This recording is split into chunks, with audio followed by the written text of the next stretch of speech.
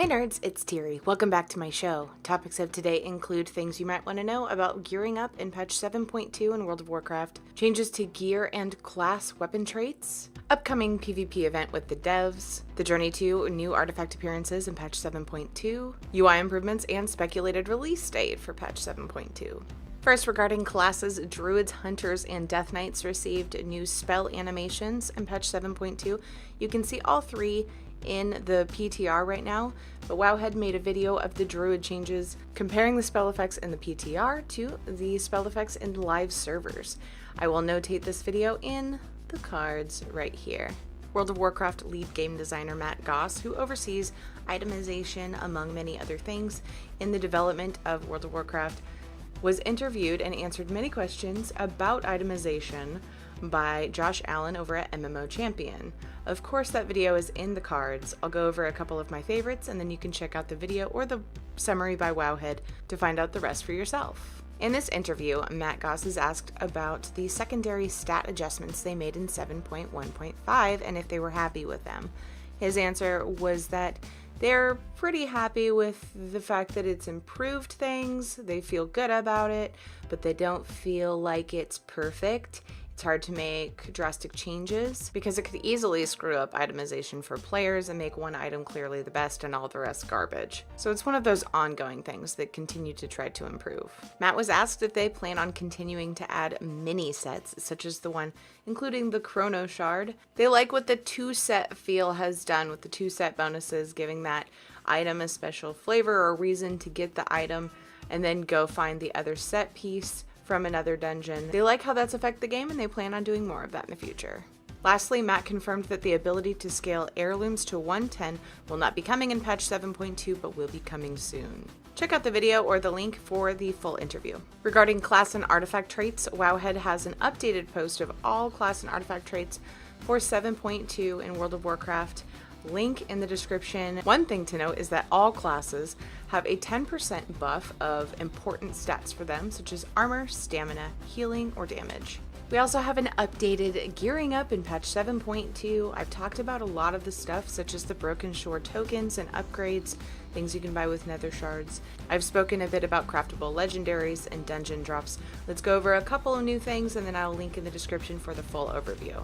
One interesting thing that might make the Order Hall sets a little more viable for alts or fairly new mains is that you can get a new armor kit that upgrades an Order Hall set piece to 870, and you don't need to do the previous upgrades. You can just buy that kit and immediately make it 870. So you can really get yourself ready to raid Nighthold if you haven't already, or get yourself a base good item level for Mythic Pluses to start raiding Tomb of Sargeras soon. The item level for doing dungeons, existing Legion dungeons, is actually going up across the board.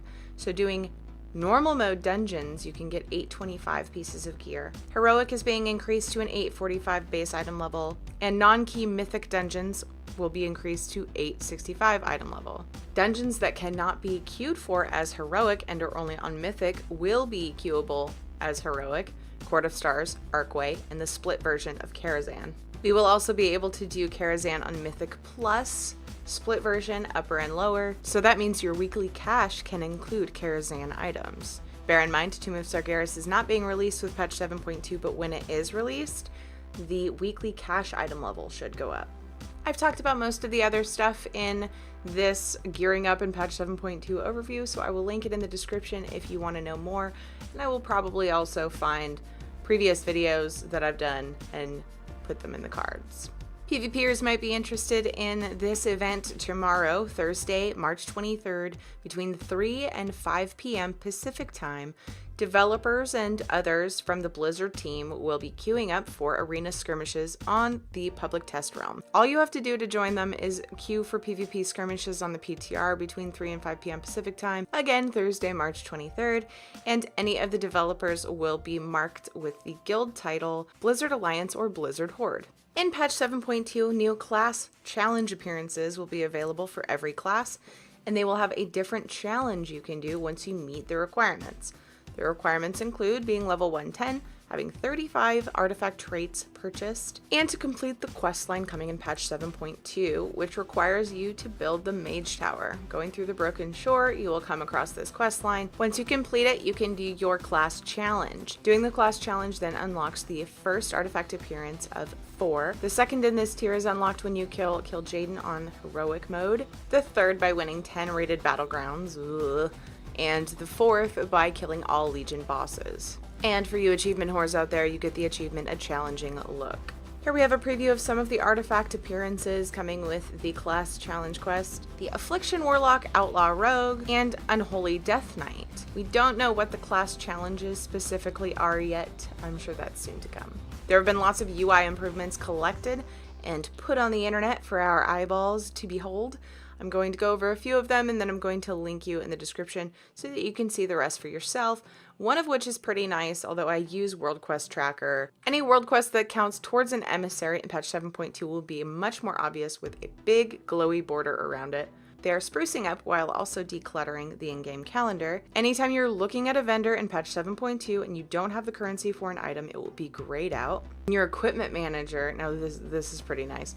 In your equipment manager, instead of just naming and picking an icon for a set of gear, you can actually just set it to a specific spec. The Blood of Sargeras vendor will have the option to purchase multiples. Finally, I can't tell you how many times I tried this, assuming it had to be an option. When you are resurrected, the decline option will have a countdown on it before you can actually click it to help people from accidentally declining a res. And something that I love about Postal, the add-on, which I may not need anymore, they're adding an open all button to the mailbox. About damn time. Some transmog window updates, such as easy controls to view an ensemble, etc., are going to be added. And here's a tool that I actually use an add-on for as well. Exorcist Raid Tools has an option to auto-accept invites to groups. That's being added to the Blizzard UI. Yes. In your spellbook, any spells that have been put on your hotbar already are highlighted. Novel idea. I went over most of these because it turned out that I loved a lot of them, and they all, to me, will make a pretty big impact on the interface, but there are still some I didn't talk about, so check the link in the description for all the UI changes coming in patch 7.2.